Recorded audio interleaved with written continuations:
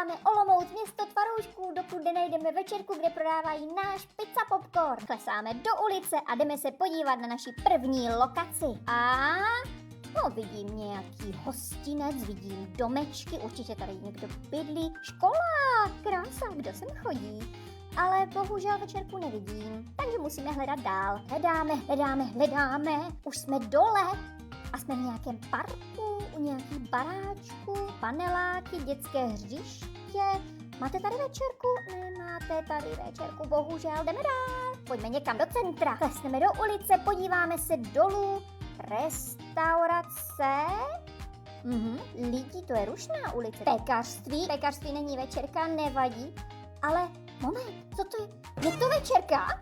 Já nevím, je to večerka? Vypadá to trochu jako večerka. Víte co, jdeme ji zkontrolovat. Pošleme tam Oldu. Jsme tady a jdeme se podívat, jestli mají naši pizzu. Tak jdeme na to. Dobrý den, máte pizza popcorn? Ano, tady. Wow, super, máme ho tady, perfektní. Napiš nám do komentářů, kam se máme podívat příště.